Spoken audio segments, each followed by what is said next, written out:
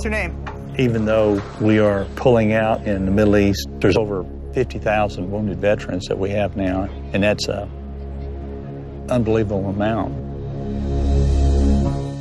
I built custom homes for 30 years, and back in 2005, I did my first remodel for a wounded veteran.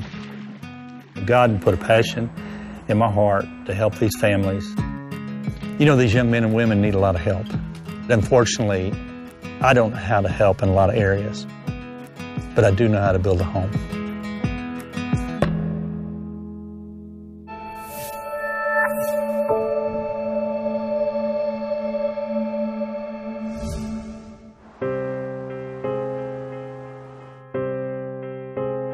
I joined the Marine Corps in 2007. In February of 2009, we deployed to Camp Bahariya in Iraq. And then we finally made it into Afghanistan. My job is to find IEDs to keep other Marines, soldiers, sailors, airmen, and even the local populace safe. That was my job.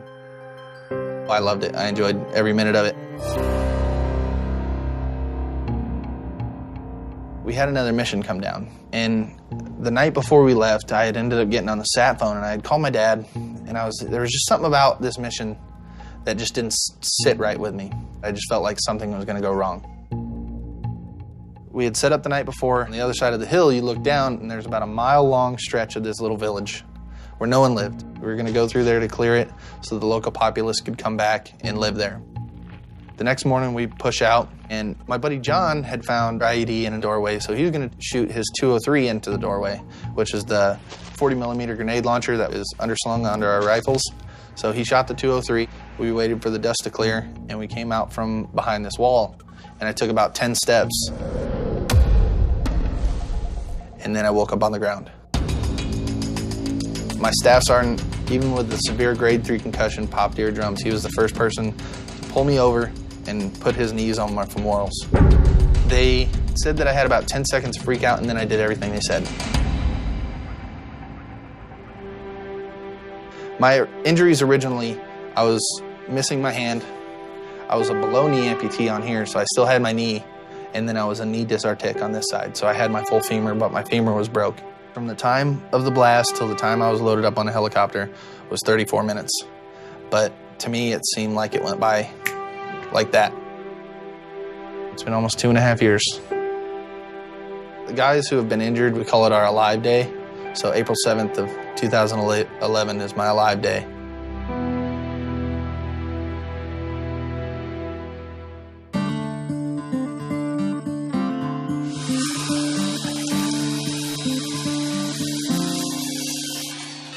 I noticed the garage was wide enough to where he can get in and out of this vehicle. I'm Dan Walworth. Operation Finally Home is an organization where we build homes and help our wounded heroes. Let me show you a few things in there in the kitchen. Back in 2005, I got a telephone call from a friend of mine, and he had a friend of his that his son was a Marine. And his son was injured by a roadside bomb, had severe head injuries. He wanted to know if I'd go over and talk to the family about remodeling their home because they were going to bring Stephen home. He wants his family to be able to use it, and so he wanted the countertops at normal heights. Mm-hmm. I built custom homes for 30 years, and I really was prepared to go there and just tell them that I didn't do that kind of work. We are moving the microwave around to this end, so that'll be accessible. That's great. So when I got there, the father showed me a picture of Stephen before he got injured and then after he got injured. And it just broke my heart. His situation was just terrible. And I opened my big mouth and I told him, I said, we'll take care of it.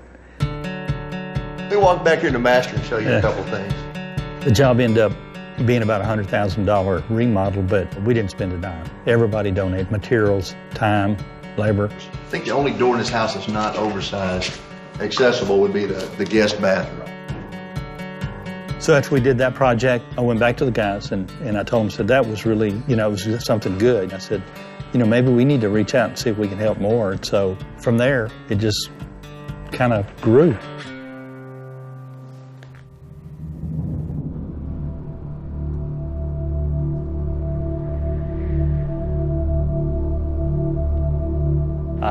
was shot twice, once in the chest and once in the left hip. The IED hit me in the face and neck. I had severe shrapnel damage. From the second that went off, I went totally blind. I'm being medically retired primarily for post-traumatic stress disorder, traumatic brain injury. I underwent 22 surgeries to save both my legs. The final surgery, the 22nd, was an amputation on my left leg below the knee.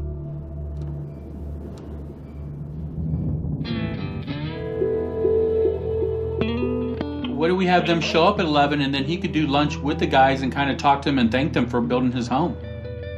Back in 2009, I was still full-time builder for profit and trying to grow Operation Finally Home. And it just got to be too much. And I met this wonderful guy that was working for another nonprofit, and we just hit it off.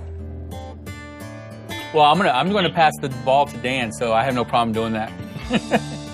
Dan's marching orders to me were, I want to go national. I want to expand. We do a flyer. I can send it out to the local radio station. We're a perfect odd couple. He knew the building system. I knew the military and the nonprofit systems. We're building a home up in Dallas with the Retired NFL Players Association there. And then in 2010, Dan would be selected as one of the top 10 CNN heroes, and the floodgate would open. Ladies and gentlemen, it is my honor to present CNN hero, Dan Walrath. I really believe in my heart CNN heroes is probably the biggest thing that ever happened to us. The true heroes are our servicemen and women who stand in harm's way every day to protect our freedoms. It's opened up a lot of doors. It's opened up a lot of opportunities. We went from 4 homes and 1 remodel in 2009 to over 80 homes in 17 states. The first thing we do is find a builder in an area we can build in. Have a town hall meeting, get all the suppliers, contractors, everything donated to do that home. We do not take applications. The main reason is that the majority of these families have already been through enough heartache that we don't want to take 500 applications for 1 home and then have to tell 499 families they're not getting it. So we'd rather go find them than they find us.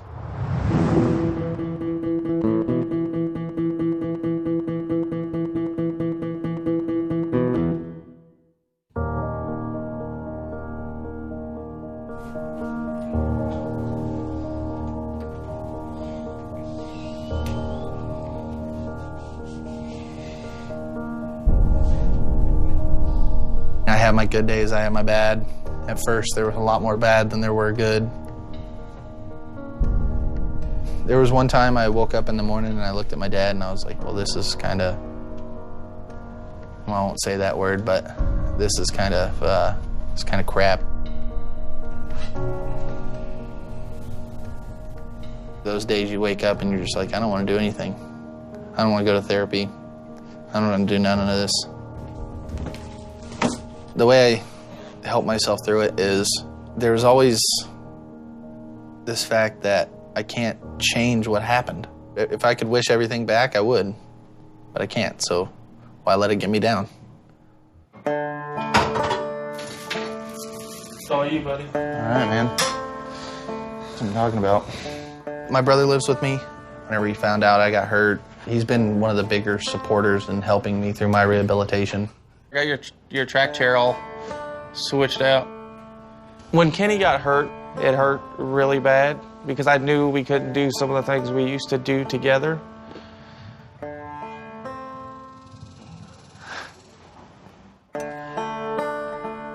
Most of my job is devoted towards Kenny. Somebody needs to be at the house with him right now, whether it's to help him into the bathtub or if he needed to go somewhere and his chairlift broke in his truck, I pick him up, put him in his truck. Oh, it's not bad anyways. Scrambled eggs. Emotionally, wasn't too bad. I mean, I had a very good support structure. That helped out a lot, having my family there. Physically wise, that's something that is gonna be an everyday battle.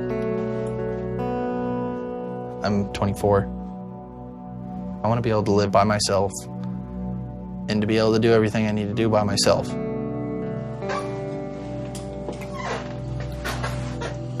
This took me a little bit to perfect. This apartment that I live in isn't bad, but it's not set up for my needs. We can't reach things. The doors aren't as wide as they should be. The microwave, I can't really see in there, so everything, like I can't just stir something on a microwave. The bathroom isn't as big as it should be, so I can pull my wheelchair in there easily. Some of the shelves are too high. Got this.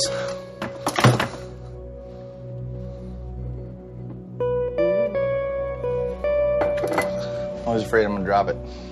It kind of bugs me at night when I go to sleep. It's like, well, what's next is the big question. To me, what's next is getting a house and going to school and finding a career. But it's when it's going to happen is the big thing. Everything is kind of on hold right now until I get a place that is mine and set, and that's where I'm going to live, and that's where I plan on staying.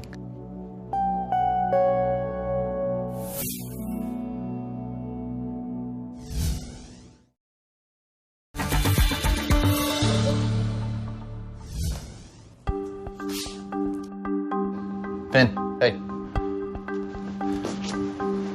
Sit. Finn was my bomb dog, and the gunny who was in charge of all the dogs in the Marine Corps came to visit me while I was in the hospital. And I asked him if I'd be able to get my dog. And he said, we'll get you your dog. Leave it. It's great having a dog that I went through so much with. All right, you can get it. As a pet. He just grew into the life of watching TV.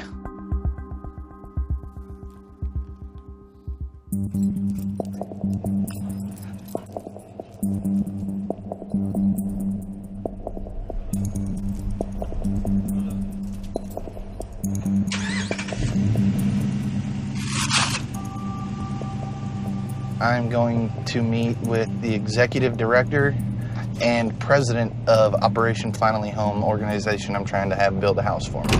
You're good to go. It's definitely a little nerve-wracking.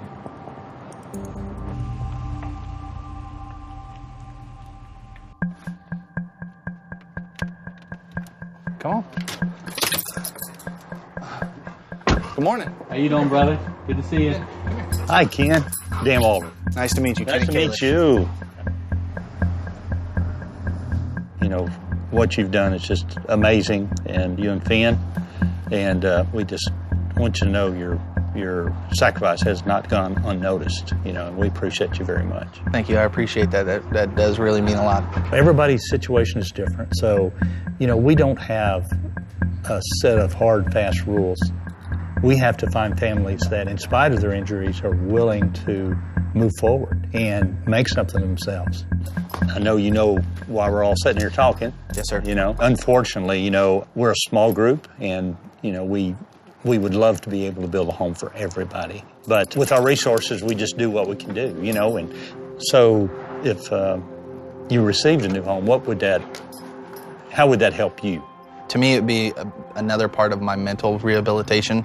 I want to live by myself, to be independent for myself. It would help to have a home that is set up where everything is more accessible to do that. What's your long-range plans? Right now, I want to eventually go to school. Right. I haven't really decided on a major yet, but I don't want to start school and then something happen and I have to move. Yeah. I realize that you, like many, are having a lot of emotional problems because of your injuries and things like that. How are you dealing with all that right now? I deal with my injuries pretty well.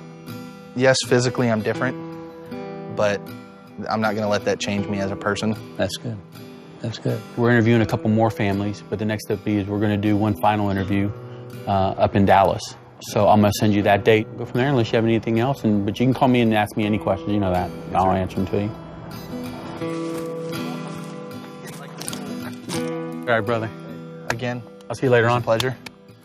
Thank you, Kenny. Sir. God bless you, buddy. Thank you, Take sir. care of yourself. All right? Pleasure meeting you. You too. We'll see you talk real soon. I just can't imagine. Can't imagine. You know, we've been doing this for 8 years and it still don't get any easier. No. And don't get any easier. The hardest part of transitioning to civilian life is I had this job that I loved. I had everything all planned out. And now I'm waking up to learn that it's over. There was a lot of anxiety about, leaving the military. That was pretty much the only thing I was really good at. The scariest thing about becoming a civilian was basically not knowing where we were going to go live. It's been difficult. It's been a difficult transition.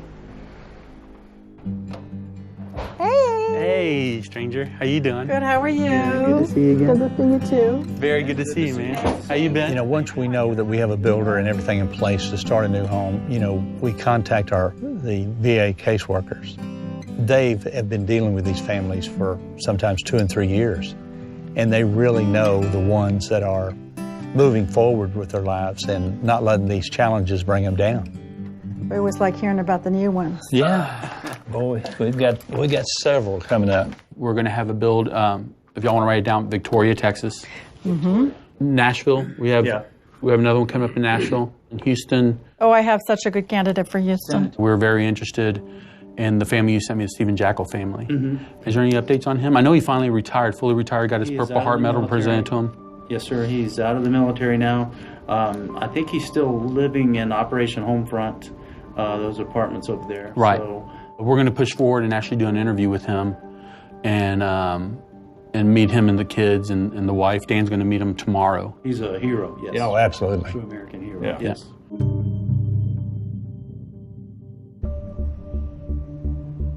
I landed in the Army at the age of 28. I just felt, at that point in time in my life, I wanted to do more. Needed a challenge. February 2009, I deployed to Iraq for 3.5 months, and my last deployment was to Afghanistan. It was a 3-day mission, and the second day we were out, we rolled over a culvert, and I'd seen a wire running into the culvert.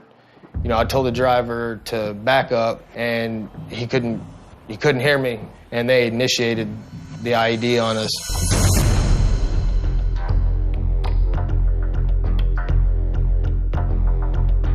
With the force of the vehicle being lifted up off the ground, I lost consciousness.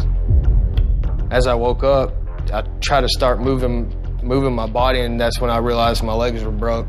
The gunner was pinned. My dismount was pinned. 2 guys in the front were knocked out. We were trapped inside the vehicle. Then pop shots from the ammo can started because a fire apparently had broke out from underneath the vehicle where the IED had came up through. Here we are in a vehicle. I got 2 broken legs, and I was just like, I don't know what to do.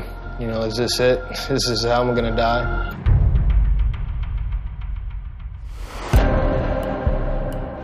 I just felt the rush of heat, and the next thing I did was just grab my leg, and I just started slamming it on the fire. I would swing it like this, and then slam it down so that I could hit the fire at different angles. About that time, I saw my platoon sergeant looking down at me. I had to literally make my way up to open up the hatches. So I used what strength I had left, and then I just collapsed after that.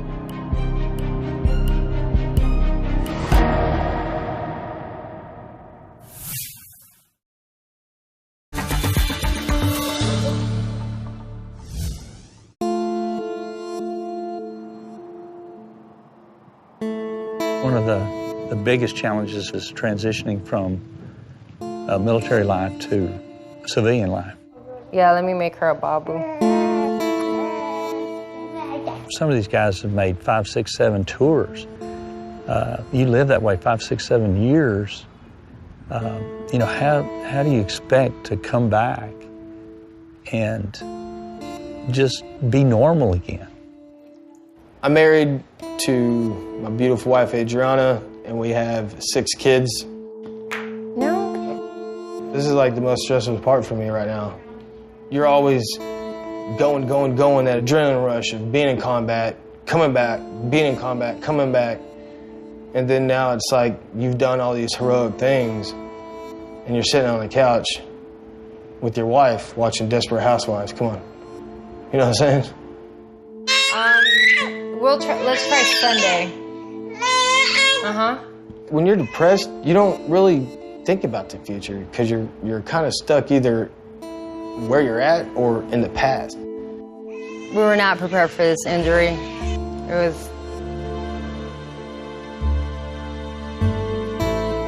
was hard. There's rough times that he goes through, and it's really hard for me because when I met Steven, or anybody who knows Steven, you know, he's always smiling and he has a really beautiful personality, and just seeing him down sometimes, it really hurts. Come on, Zoe.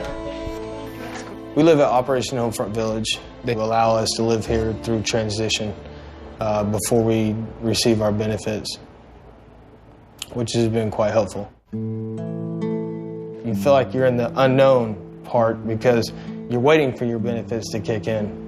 So you're in limbo. Ever since the injury, everything's kind of been shaky up and down. Kids, you know, changing schools and us moving from different house to house.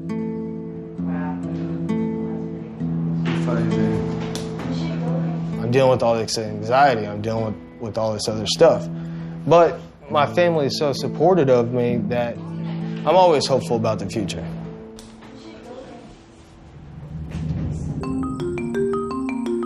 The turning point was you see your loved ones and then you realize, wow, I got something I have to really work hard to do and get better. I'm still the same person. I still can do the same things, you know. It doesn't slow me down. I try not to make it slow me down. I'd always been the person who thrived under, you know, with challenges. Everything gets better every day. You gotta fight for your family.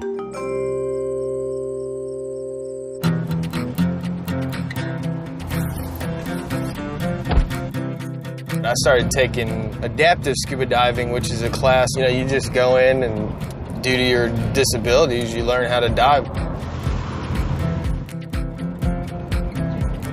Hey, are you even wearing a I'm gonna wear a shorty. Are you? Okay, I'll just wear my shorty then too. Well, I'm wearing it for a different reason. I'm wearing it because my belly's bigger than my ass.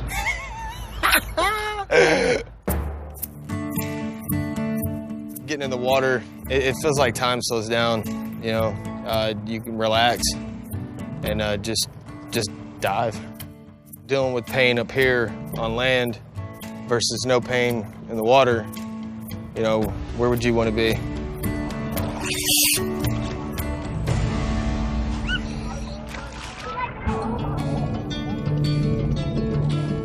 Diving has definitely had a therapeutic effect for me. It heals you, mind, spirit, and body. You don't feel any stress. Damn it, when you start to run out of air, you gotta come back up.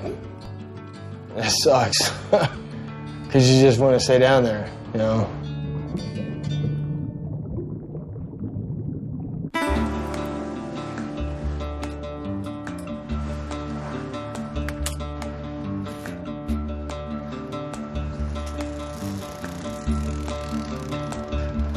That's how I get down the hill.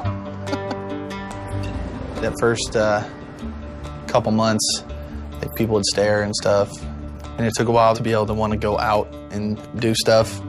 Not so much anymore, and I'm glad about that.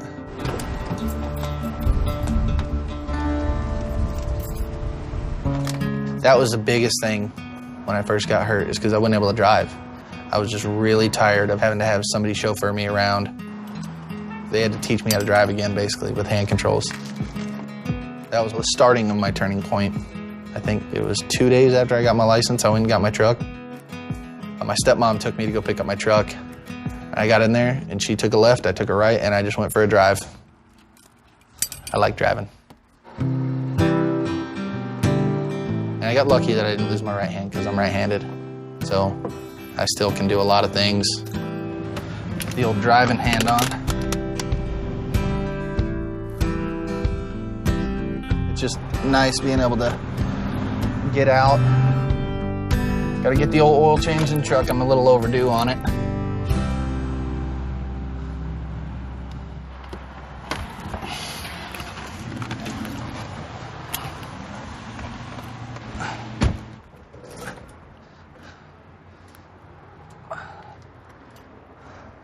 Hello. You just need a regular oil change, right? Yeah. I have the worst signature in the world. All right, I'll get them started on this right All right, thank you. Living the life. I get that house built, I'll end up probably living by myself and be able to cook my own food. All right, we'll meet you inside. I might not mow the lawn. I might have somebody mow the lawn for me. I'm hoping everything goes well with the interview.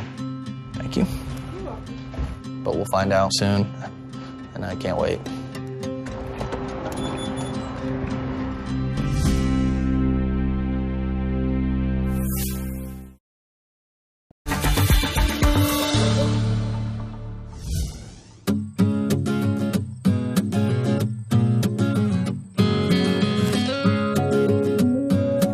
I retired from my building business to take over our family ranch. I guess I have 2 full-time jobs, and I usually spend at least 40 hours a week at the ranch and probably at least 40 hours a week in Operation Family Home.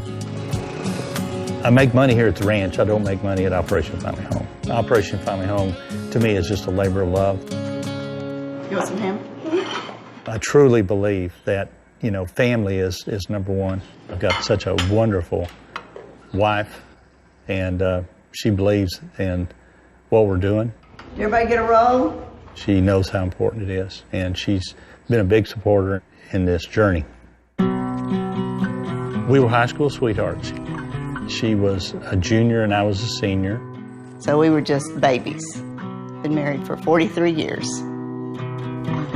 In 2005, we were sort of leaning towards the idea of, okay, retirement's coming up. We're not getting any younger. That's when Operation Finally Home sort of kicked in. So retirement, not so much anymore. Life wouldn't be what it is today without my beautiful wife. She definitely makes it all worth living.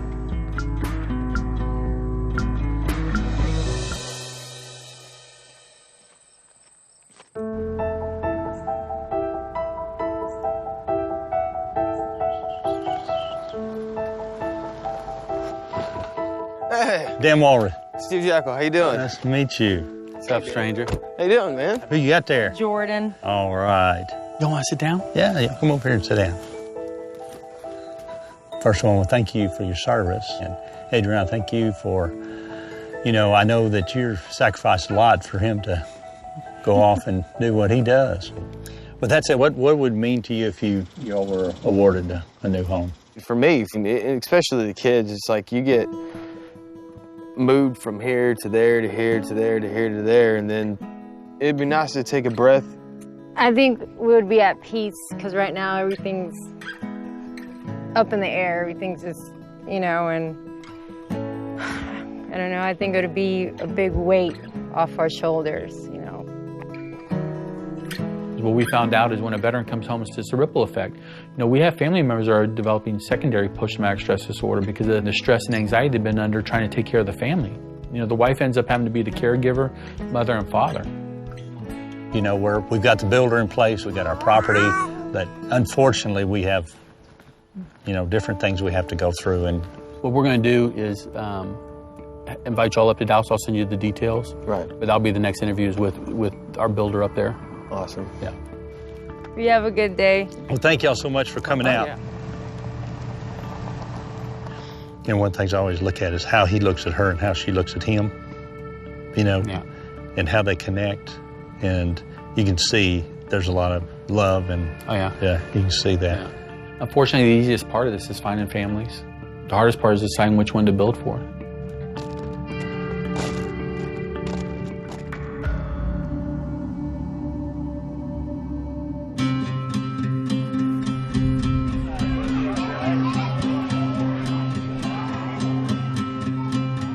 We give the homes away in a way that's a little different from other organizations, is that we always surprise the family.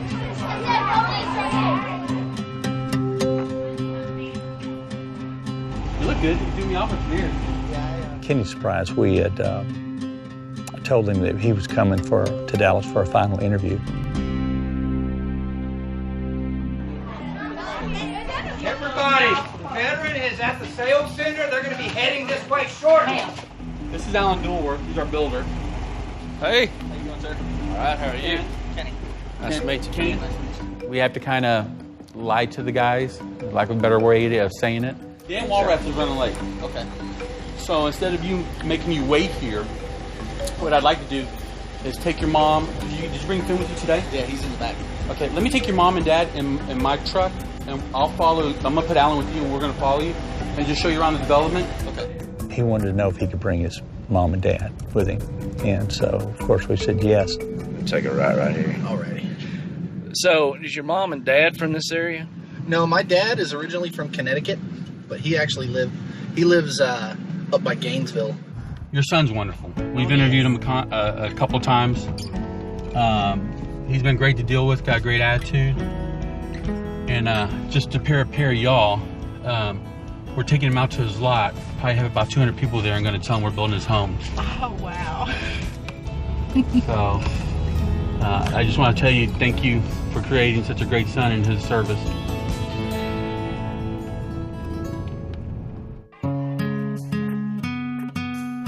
We don't just build a home, we get the community involved. Everybody in the neighborhood involved. Well, the thing about it is, like, what we do is try to bring all us together to make this happen. You know, if one group tries to do it, it's just so hard. Yeah. Basically do a 21st century barn raising where everybody grabs their tools, goes out, and does what it takes to bring these families home. This is a baseball facilities. There's a lot of select baseball. There's soccer facilities. Well, we're very honored to be building for Kenny and bringing him close back home to y'all.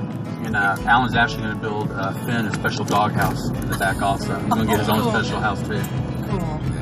With a TV, because he loves to watch TV. Yeah, we might. I think we'd have to put some air conditioning back there for him too. Yeah. Our average market value of a home now is, I think it's $254,000 of what we've done. And our average cost has been around $75,000 a home.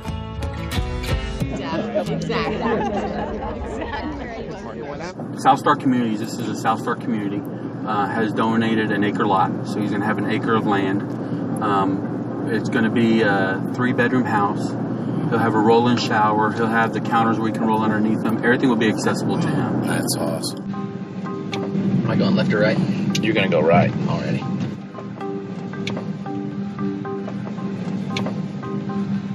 Uh-oh.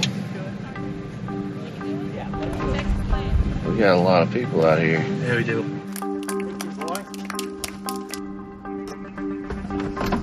This is awesome.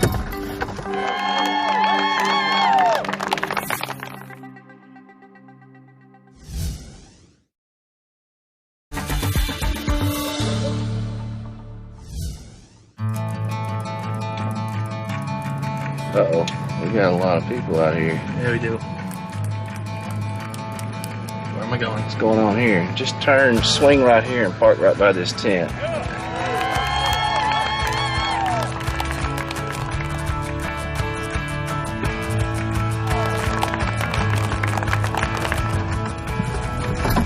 This is awesome.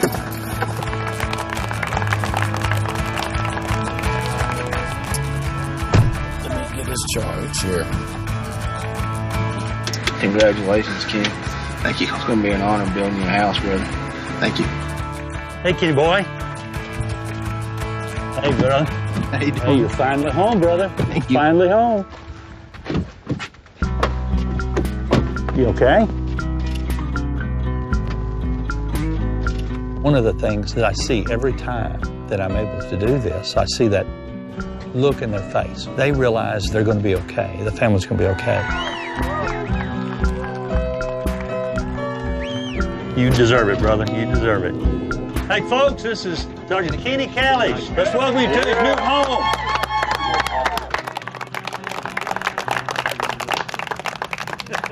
I just want to take a few moments to thank everybody here to make this dream come true for Kenny. God bless you, Kenny. We love you, man. Thank you.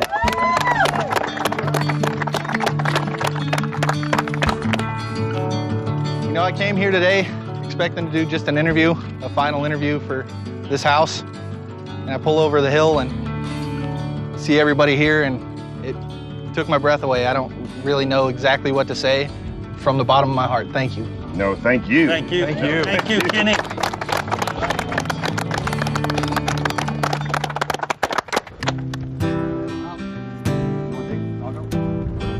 I actually really don't know what to say on this. It's got me at a loss for words, really. And I come over that hill, I was gonna have a heart attack. What's that? You want my autograph? I can do that. The highlight for me today, the kids, they all swarmed all over Ken and actually wanted to talk to Ken and actually find out his story and treated him like a hero. They're asking for his autograph. You know, I really enjoyed myself. I was planning on staying in, but when I got hurt, I decided to get out and move on to my life. Bring the community together to bring Ken home. It's just awesome. You look at Kenny and, you know, we can never repay him for the sacrifice he's made, but, you know, that doesn't keep us from trying.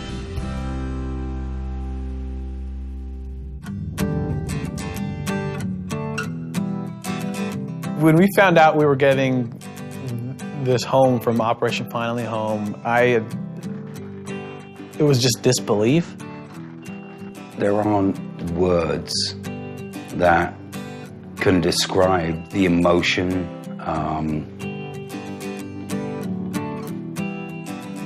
It still gets to me. I was just shocked, like that weight, you know, it then lifted off my shoulder like immediately.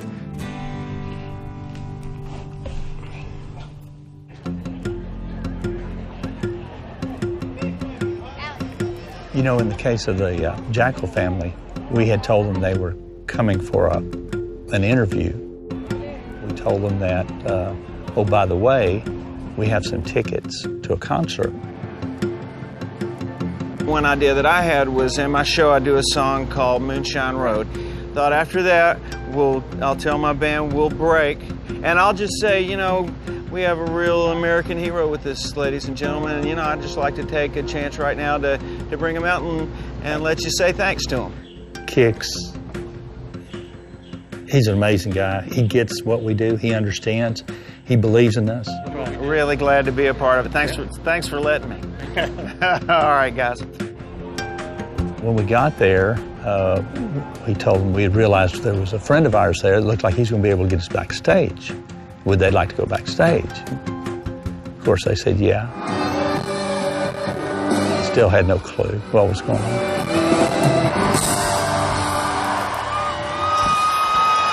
Hey, I gotta stop for a second. I gotta tell y'all something. There's something really special going on here tonight. And, you know, I'm a big fan of our men and women across the seas that are sacrificing themselves. And I heard we had a true hero in the house tonight. And Sergeant Jackal and his family are here. I thought you guys might like to say thanks to him. Is that all right? Are they here?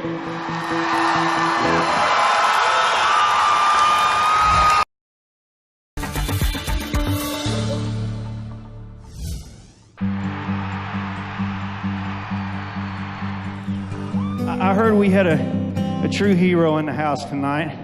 And Sergeant Jackal and his family are here. I thought you guys might like to say thanks to him.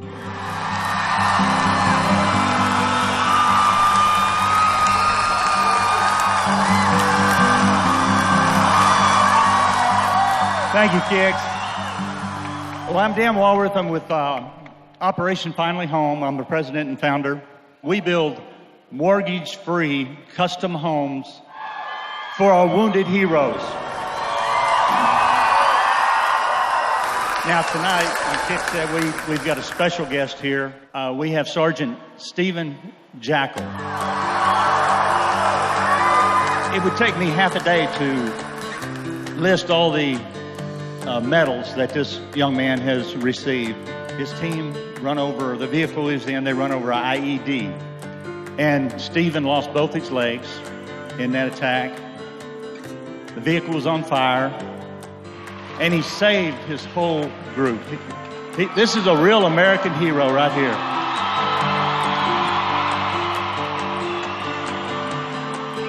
And ladies out there, let me tell you, this is a strong woman. 6 kids at home, a husband overseas, loses 2 legs, and she keeps that family together.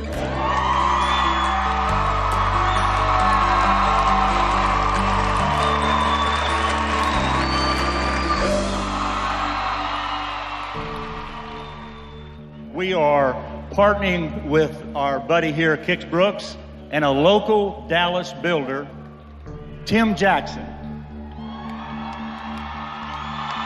And Stephen, Adriana, Tim is going to build you a brand new custom home.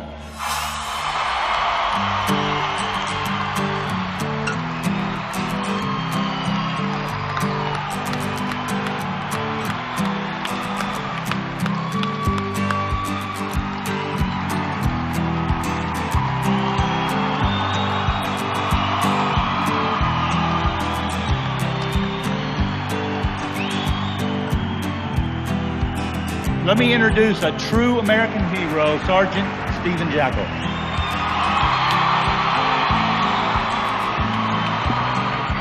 Thank you all very much for your support.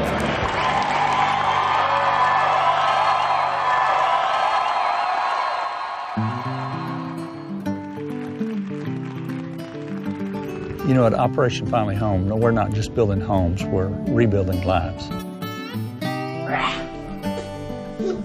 If Operation Finally Home did not do this for us, we wouldn't have the ability to go for our dreams in life. With this home here, now it's like I'm actually striving ahead. I just started my own company. You have to do it really slowly. Because of the home, we were able to finish our education, get financially stable, create a more stable environment for our children. We are home for the rest of our lives. And it's a great feeling. It's good.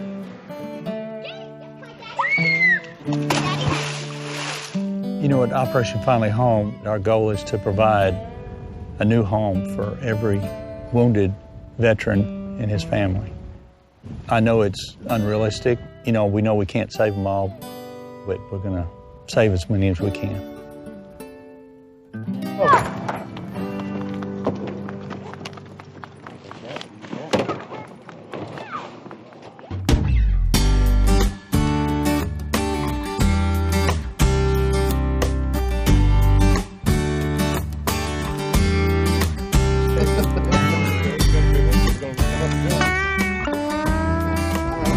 Look at that. Look at that, boys.